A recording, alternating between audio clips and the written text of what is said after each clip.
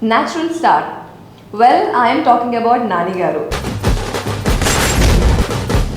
I am Nishita and I have Nagesh Garu and Sudeep with me to talk about Nani's journey. ఇప్పటి వరకు 30 films finish చేసుకొని ఇప్పుడు 31st ఫిలింగా సరిపోదు శనివారం రిలీజ్ అవబోతోంది ఆన్ దిస్ ఆగస్ట్ 29th. బేసికల్గా అతను సినిమా హీరో కాకముందు అసిస్టెంట్ డైరెక్టర్గా పనిచేశాడు. బేసిక్గా అతను సినిమా అంటే పిచ్చి, దట్టు మణిరత్నం గారు అంటే అసలు విపరీతమైన అభిమానం అనమాట. కానీ సినిమాలు ఎలా పనిచేయాలని తెలియక మస్ట్ అసిస్టెంట్ డైరెక్టర్గా అతను కెరీర్ ప్రారంభించారు. బాపు గారు లాంటి మహానుభావుడితో పనిచేసే అదృష్టం. కానీ అతను ఫస్ట్ నుంచే డైరెక్టర్ అవ్వాలనే కదా కోరిక, అందుకే కదా డైరెక్షన్ వచ్చారు. అందుకని మణిరత్నం గారి తాలూకా ఇన్ఫ్లుయెన్స్ అతనిలో ఉంది. అలాంటి ఉండడం వల్లనే అతను మణిరత్నం గారి సినిమాలు చూడడం తను కూడా డైరెక్టర్ అవ్వాలనే ఆస్పెక్ట్లో అసిస్టెంట్ డైరెక్టర్గా చేసే క్రమంలో బాపు గారితో పరిచయం, ఆ తర్వాత కె రాఘవేంద్ర లాంటి డైరెక్టర్, ఆ తర్వాత సురేష్ కృష్ణ గారి సినిమా, ఆ తర్వాత శ్రీను వైట్ల గారు. అంటే అతని కెరీర్ బిగినింగ్లోనే అలాంటి పెద్ద పెద్ద వాళ్ళతో పనిచేయడం వల్ల కూడా క్రాఫ్ట్ని అర్థం చేసుకొని అతనికి బాగా హెల్ప్ అయింది వెరీ బిగినింగ్లో అలాంటి వాళ్ళతో పనిచేయడం వల్ల. అక్కడ నుంచి స్టార్ట్ చేసి ఇప్పుడు యాక్టర్గా ఎలా అసిస్టెంట్ డైరెక్టర్గా వర్క్ చేస్తూనే ప్యారలల్గా ఆర్జే కూడా పనిచేశాడు ఆయన. అప్పుడు అజయ్ భార్గవి గారని, భార్గవి గారు చాలా ఫెమిలర్ ఆర్జేతో పాటు లైవ్ స్క్రిప్ట్లు రాసుకుంటూ లైవ్ పర్ఫార్మ్ చేసేవాడు శాటిలైట్ ఛానల్స్కి. ఆ పర్టికులర్ టైంలో అతను అడ్వర్టైజ్మెంట్స్ కూడా ప్యారల్గా కొన్ని నాన్ స్టాప్ నాని ప్రోగ్రామ్తో అతను చాలా ఫెమిలర్ అయ్యాడు. ఆఫ్టర్ డి రిలీజ్ అయిన తర్వాత ఒక 1 year తర్వాత అష్టాచమ్మ యాడ్లో చూసి అతను సెలెక్ట్ చేసుకున్నాడని మన ఎందుకంటే మోహన్ కృష్ణ గారు. ఎందుకంటే ఇతను ఎవరో కొంచెం చురుగ్గా నార్మల్గా వెరీ క్యాజువల్గా బాగున్నాడు అనేది విషయంతో, ముఖ్యంగా అతని బాడీ లాంగ్వేజ్ బాగుంటుంది, అతని డిక్షన్ బాగుంటుంది, అతను పర్ఫామ్ చేసినట్టుగా ఉండదు, జస్ట్ అలా క్యారెక్టర్ బిహేవ్ చేస్తున్నట్టుగా ఉంటుంది. అతను అంతా న్యాచురల్గా ఉండటం వల్ల సో అప్పుడు అతను ఆ క్యారెక్టర్కి అతను పిక్ చేసుకోవడం జరిగింది అసలు. రైట్. ఇప్పుడు న్యాచురల్ అని మనం మాట్లాడుతున్నాం కదా, ఈ న్యాచురల్ స్టార్ అన్న ట్యాగ్ ఎప్పుడు వచ్చింది? ఐ థింక్ భలే మొగాడివే టైంకి ఇంకా స్క్రీన్ మీద కూడా న్యాచురల్ స్టార్ అని పెట్టారు. కానీ దాని ముందు అష్టాచమ్మ నుంచి కూడా ఎవరు చూసినా రోల్కి కరెక్ట్గా ఫిట్ అయ్యేటట్టు చేస్తున్నారు, రోల్కి ఫిట్ అవుతున్నారు, రోల్లో అమరిపోతున్నారు. ఎవరు రివ్యూలు కానీ ఎవరు కానీ అందరూ అలానే అనేవారు. అష్టాచమ్మ సినిమా తర్వాత అలా మొదలైంది, అది పెద్ద హిట్ అయింది. ఆ తర్వాత పిల్లజమ్మ ముందర బ్లాక్ బస్టర్ సినిమా, ఈవెన్ జనాలు కూడా న్యాచురల్ చేస్తున్నాడు అని అందరిది బేసికల్గా ఇనానమస్గా పీపుల్స్ నుంచి వచ్చిన వాయిస్ అది. అలా అతనికి న్యాచురల్ స్టార్గా వచ్చింది. కానీ ఎవరు పర్టికులర్గా అతను ఎవరు నేమ్ చేసింది కాదు. ఇవి రివ్యూవర్స్ కానీ క్రిటిక్స్ కానీ రకరకాల అన్ని వైపు నుంచి కూడా ఇనానమస్గా వచ్చిన ఒక రకమైన అది ఓడి అతనికి ఇచ్చిన ఒక గిఫ్టెడ్ అతని ట్యాగ్ అనమాట. సో ఇప్పుడు సుదీప్ ఇన్ని ఫిలిమ్స్ అయ్యాయి, 30 ఫిలిమ్స్ అయ్యాయి, ఇప్పుడు 31st ఫిలిం రిలీజ్ అవబోతుంది. సో 30 ఫిలిమ్స్లో మీ ఫేవరెట్ ఫిలిం ఏంటి అండ్ ఏ క్యారెక్టర్ మీకు చాలా బాగా నచ్చింది? క్యారెక్టర్ వైజ్ వస్తే పిల్ల జమీందార్లో ఆ లీడ్ క్యారెక్టర్ అది బాగా నచ్చింది, ఆ కామెడీ అది కూడా.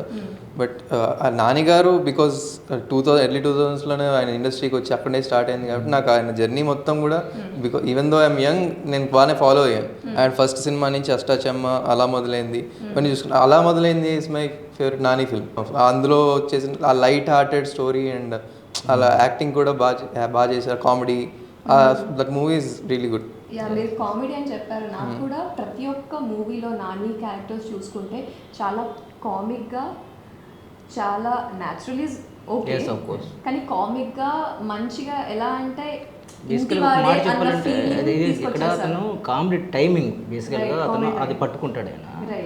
అది క్యారెక్టర్లో ఆ behaviour not only dialect, not only ఇది కాకుండా బాడీ లాంగ్వేజ్ దగ్గర నుంచి ఎక్స్ప్రెషన్ దగ్గర నుంచి ప్రతిదీ కూడా పర్ఫెక్ట్ ఫిట్ అయ్యేలాగా ఉంటుంది అనమాట ఒక పర్టికులర్ సీన్కి సంబంధించి. ముఖ్యంగా కామెడీ టైమింగ్ అది అసలు ప్రొడామినెంట్ ఎక్స్ట్రాడినరీ ఉంటుంది. దాంతోపాటు అలాగని ఎమోషన్ చేయలేని కాదు. ఎమోషనల్ సినిమా మనం చూసావు, జెర్సీ సినిమాలో మనల్ని ఎలా ఎంత ఏడిపించాడో మనం అందరికీ చూసే ఉంటాం. నా ఫేవరెట్ మూవీస్ చెప్పాలనుకుంటే ఫస్ట్ అష్టాచమ్మ, ఎవడి సుబ్రహ్మణ్యం, మీ all time favourite the one Jersey movie. Dasara సినిమాలో కూడా షాక్ ఇచ్చాడు ఆ సినిమా పర్ఫార్మెన్స్, లుక్ కానీ యాక్సెంట్ కానీ డిఫరెంట్లీ. అతనైతే నాకు ఆ సినిమా నుంచి చాలా షాక్ చేశాడు. ఎట్లయితే గట్ల ఈ సీరియస్ రోల్ ట్రాన్సిషన్ మాత్రం చాలా గ్రాడ్యువల్గా చేసుకున్నారు ఆయన. ఫస్ట్ నుంచే అష్టాచమ్మ అన్ని light hearted rom coms, romance డ్రామాలు ఇవి చేసుకుంటా వచ్చి I think first serious role మాత్రం ఎవడే సుబ్రహ్మణ్యంలో కొంచెం సీరియస్ గా ఉంటారు, అలా ఉంటాడు. ఇది జెండాపై కపిరాజ్ లో కూడా కొంచెం సీరియస్ గా మాస్ లుక్. అక్కడి నుంచి మెల్లగా ట్రాన్సిషన్ చేస్తూ టక్ జగదీష్ మిడిల్ క్లాస్. మధ్యలో ఒకటి వెప్పమని తమిళ సినిమా చేశాడు. ఆ సినిమా తెలుగులో సెగగా వచ్చింది. ఆ సినిమా కూడా కొంచెం సీరియస్ నోట్ ఉన్న స్టోరీ, కొంచెం అది కూడా దాంట్లో కొంచెం ఇలాంటి కామెడీ కాకుండా కొంచెం డిఫరెంట్ క్యారెక్టర్ ట్రై చేశారు ఆయన అప్పట్లో. ఇంకొకటి కామెడీతో పాటు కొంచెం సీరియస్ నేచర్ ఉన్న క్యారెక్టర్ మళ్ళీ అప్పుడు భీమిలీ కబడ్డీ భీమిలీ కబడ్డీ. సో భీమిలీ సినిమా కూడా వెన్నెల కబడ్డీ జట్టు తమిళ సినిమాలో ఆ రీమేక్ ఎర్లీగానే ఆ రీమేక్ పెద్ద సినిమా రీమేక్ చేశారు. బట్ ఆయనకి బ్రేక్ త్రూ ఇచ్చిన సినిమా ఏంటి? బ్రేక్ త్రూ అలా మొదలైంది. అంతకంటే ముందే భీమిలీ కబడ్డీ జట్టు చేశారు. ఆ తర్వాత మరి అతను బ్రేక్ ఇచ్చిన సినిమా అలా మొదలైంది. మరింత ప్రేక్షణ దగ్గర చేసిన సినిమా అంటే నాకు తెలిసి పిల్ల జమీందార్. పిల్ల జమీందార్ అది పెద్ద బ్లాక్ బాస్టర్, కమర్షియల్గా క్రిటికల్గా అన్ని రకాలుగా అది పెద్ద హిట్ అయింది. సో అతని తర్వాత అలాంటి కెరీర్ అలా సాగుతున్న క్రమంలో మళ్ళీ అతనికి హ్యూజ్ హిట్, బిగ్గెస్ట్ హిట్ అంటే మళ్ళీ బలి బలి మగాడు వై సినిమా హ్యూజ్ రెస్పాన్స్ ప్రేక్షకుల నుంచి ఆ టైంలో. సో ఆ టైంలో అతనికి ఎవడే సుబ్రహ్మణ్యం కూడా చాలా మంచి పేరు తెచ్చిందండి. అయితే నాకు కూడా నాని అనగానే మనకు మంచి కామిక్ ఎంటర్టైన్మెంట్ లాంటి ఫిల్మ్స్ చాలా వచ్చాయి. ఇప్పుడు నెగిటివ్ రోల్స్ చూసుకుంటే నేను వి మూవీ చూసేసరికి చాలా షాక్ అయిపోయినా. నెగిటివ్ రోల్లో that is a proof like ఇప్పుడు తను ఇలాంటివే కాదు ఎలాంటివైనా he can pull it up. ఇప్పుడు తను యాక్టింగే కాకుండా ప్రొడక్షన్ కూడా స్టార్ట్ చేశారు. తను ప్రొడక్షన్ కూడా స్టార్ట్ చేశారు రీసెంట్ గా. బేసికల్గా వాల్ పోస్టర్ సినిమా కంటే ముందు అతను డీఫర్ దూపర్ అనే సినిమాకి బ్యాంక్ రోల్ చేశారు.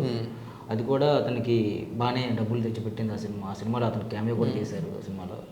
తర్వాత వాల్ పోస్టర్ సినిమా అని బ్యానర్లు పెట్టి ఆ సినిమాతో అతను సినిమా స్టార్ట్ చేశారు. అది నిజంగా ఇన్ఫ్యాక్ట్ హాఫ్ యాక్టర్ అంటే సినిమాలో హాఫ్ యాక్టర్ ఉంటుంది. ఆ కథ ప్రశాంత్ వర్మ గారు మీ అందరికీ తెలిసి ఉంటుంది. ఆయన డెబ్యూ మూవీ. అప్పటికి అతను కొంచెం కమర్షియల్ చేస్తున్నారు, షార్ట్ ఫిల్మ్ చేస్తున్నారు. సో అలాంటి టాలెంట్ని ఎప్పుడు కూడా అతను భలే పట్టుకుంటాడు ఆయన. ఇన్ఫ్యాక్ట్ ప్రశాంత్ వర్మ చేసే షార్ట్ ఫిల్మ్స్ భలే ఉంటాయి. అంతకుముందు అతను చేసిన వాటికి అవి చూసి అతను చెప్పిన ఈ కథ కూడా అంతే కొత్తగా హాఫ్ యాక్టర్ ఉండే ఆ స్టైల్ ఆఫ్ సబ్జెక్ట్. అప్పుడు నేషనల్ అవార్డు వచ్చింది అతనికి, నాని గారికి.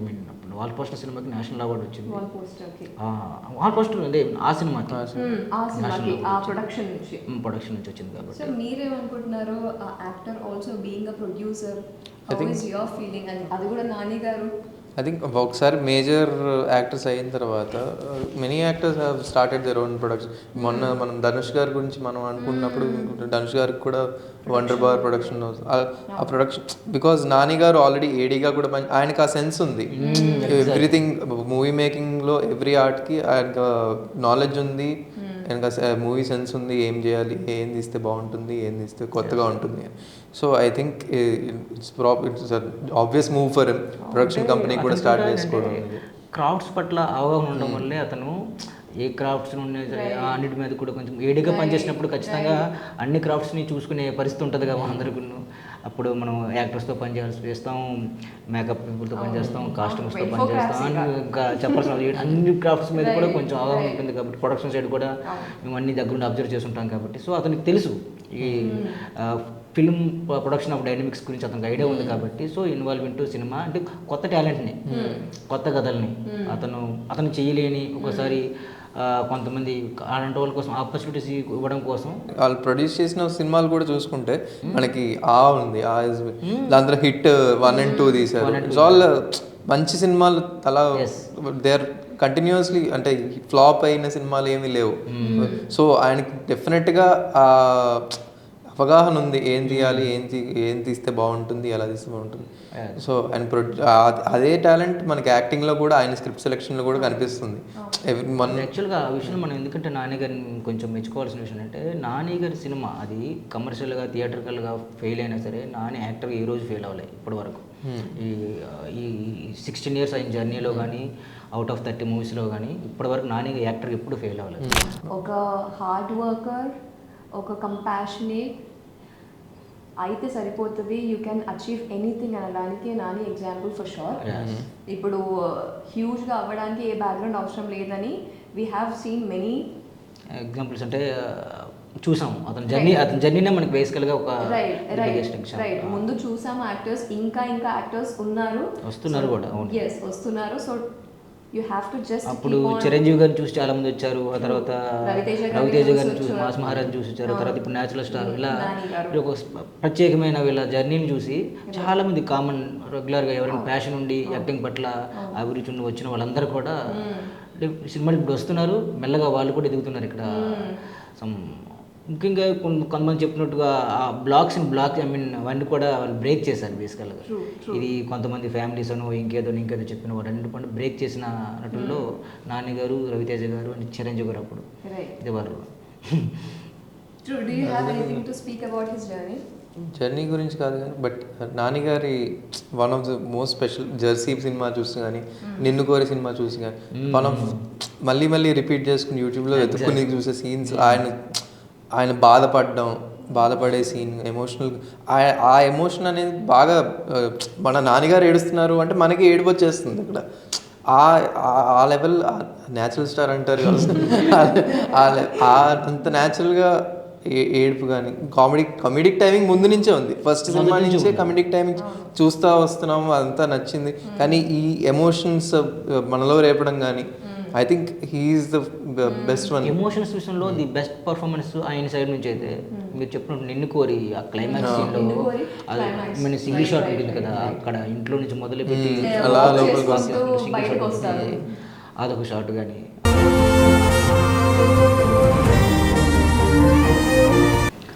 నాని గారి సినిమాలోకి వచ్చేసరికి జెర్సీ సినిమాలో అతను కంప్లీట్ యాక్టర్, అతనిలోని కంప్లీట్ యాక్టర్ మనం చూడొచ్చు. అతను థియేటర్లో చేసిన ప్రతి సీన్ కూడా మనల్ని అంటే ఒక బరువైన హార్ట్తో మనం బయటకు వచ్చేలా ఉంటాయి సీన్స్. అందులో చాలా సీన్స్ ఎమోషన్ సీన్స్. సో అందుకే అది ఒక క్లాసిక్ లాగా అతని కెరీర్లోనే కాదు, నాకు ఇష్టమైన సినిమాలో కూడా one of the best movie లాగా నాకు అంత ఇష్టమైన సినిమా అది.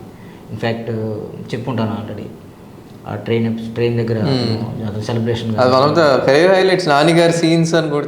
ఫస్ట్ సీన్ వచ్చేది జెర్సీలో, అదొకటి నిన్ను కోరి ఎమోషనల్ బయటకు వచ్చే సీన్, అవన్నీ ఆయన కెరీర్ హైలైట్స్ అయ్యి. ఆ తర్వాత మళ్ళీ కూడా ఆ హై ఇచ్చిన సినిమా ఏంటంటే దసరా. అతను లుక్ నుంచి అతను ఎంచుకొని మీన్ బ్యాక్ డ్రాప్ కానీ స్లాంగ్ కానీ ఎవ్రీథింగ్ ఒక్కసారి అందులో ఆ కెరీర్లో అది హైయెస్ట్ బడ్జెట్ మూవీ బేసికల్గా అది. సో దట్టు అప్పటికే హైయెస్ట్ గ్రాసరీ మూవీ కూడా దసరానే. సో అతని కెరీర్ మెల్లమెల్లగా అతను ట్రాన్స్ఫర్మేషన్ చేసుకున్న పద్ధతి కూడా మీరు చూడండి.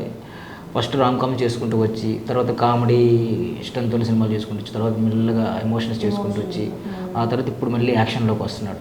అండ్ కెరీర్లో ఆయన జర్నీ మనం అతను ఎంచుకున్న కథలను బట్టి అతని కెరీర్ తనకు తాను ఎలా 1 by 1 అంటే మిట్లు ఎక్కే అతను పద్ధతి కూడా చాలా అది న్యాచురల్గా జరిగినట్టుగానే ఉంటుంది. కానీ ఆయన దసరా లాంటి ఒక మాస్ సినిమా తీసిన తర్వాత కూడా వెంటనే హాయ్ నాన్న మళ్ళీ క్లాసికల్గా తీశారు. సో ఆయన యాజ్ అన్ యాక్టర్ కూడా ఇప్పుడు ఆయన ఫ్యాన్స్ కూడా ఒకసారి మాస్ ట్రాన్సిషన్ అయ్యారు అంటే మళ్ళీ వెంటనే క్లాసిక్గా చూడడం అనేది కొంచెం కష్టం. కానీ ఆయన న్యాచురల్, ఆయన ఫస్ట్ నుంచి కెరియర్ నుంచి లైట్ క్యారెక్టర్స్, ఇంకా యాక్టింగ్ స్ట్రెంగ్త్ మీద చేస్తున్న క్యారెక్టర్సే కాబట్టి మనకు అంత ఆడ్గా కూడా అనిపించదు. ఆయన వెంటనే ఓకే స్పెషల్గా అనిపిస్తుంది, ఆయన మాస్ క్యారెక్టర్ చేసి స్పెషల్గా అనిపిస్తుంది, ఆడ్గా అనిపించదు. ఎగ్జాక్ట్లీ. ఇన్ఫాక్ట్ తను ఏజ్కి తగ్గట్టు కూడా మెల్లగా తన క్యారెక్టర్స్ని కూడా పికప్ చేసుకుంటూ వస్తున్నాడని కూడా మనకు అర్థం అవుతుంది. ఇన్ఫాక్ట్ అప్పటికే జెర్సీ సినిమాకే అతను ఒక పెద్ద ఛాలెంజ్లా చేశాడు. అండ్ ఇన్ఫాక్ట్ ఒక 10 years అబ్బాయికి 8 years అబ్బాయికి ఒక ఫాదర్గా చేయడం అనేది ఒక బిగ్గెస్ట్ ఛాలెంజ్ ఆ ఏజ్కి సంబంధించి. సో తర్వాత మళ్ళీ ఫాదర్గా తర్వాత ఇంకా రావచ్చు ఆయనకి. సో ఫాదర్గానే చేశారు. సో ఆల్వేస్ అతనికి ఇప్పుడు కూడా అలాంటి ఛాలెంజ్ క్యారెక్టర్స్ చేస్తూనే ఉన్నాడు. సో నెక్స్ట్ మనకి సరిపోదా సినిమా ఇన్ఫాక్ట్ ఈగర్లీ వెయిటింగ్ అండి. వేగాత్రి గారితో సెకండ్ ఫిల్మ్, ఫస్ట్ ఫిల్మ్ కూడా ఇట్స్ ఐ గెస్ ఇప్పుడు కల్ట్ ఫిల్మ్ అనే చెప్పొచ్చు. అది వాళ్ళ ఫ్యాన్స్ వేరే ఉన్నారు. నాకనే కదా సినిమాలో సరిపోదా శనివారం గురించి బయట కూడా బీభత్సమైన ఒక ఇదిలో నడుస్తుంది, భజన నడుస్తూ ఉంది okay theatre. Mean book my show open చేసిన వెంటనే బుకింగ్స్ కూడా చాలా చాలా చాలా ప్రణామంగా ఉంది. దీంట్లో ఇంకో విషయం ఏంటంటే కొంత బెట్లు కూడా నడుస్తున్నాయి. నేను విన్నాను సోషల్ మీడియాలో లైక్ ట్విట్టర్ అండ్ ఎక్స్ వాటిలో ఏంటంటే ఫస్ట్ డే కలెక్షన్స్ సరిపోతే శనివారం ఎంత రావచ్చు అంటే పెద్ద పెద్ద నెంబర్లు చెప్తున్నారు. అంటే ఆ సినిమా మీద జనాలకి ఎంత ఇంట్రెస్ట్ ఉంది, ఎంత ఎగర్గా వెయిట్ చేస్తున్నారు, సో ఎలా ఉందనేది క్లియర్గా మనకు అర్థమవుతుంది. సో నేను కూడా ఎగర్లు వెయిట్ చేస్తున్నాను సినిమా కోసం. So talent, hard work and consistency ఈ మూడు ఉంటే not just success but long time success వస్తుంది అనడానికి మేజర్ ఎగ్జాంపుల్ నాని గారు. So this is up with our podcast, and next podcast no we will come up with another exciting topic. So signing off. Meanwhile, please like, share and subscribe to House and Films.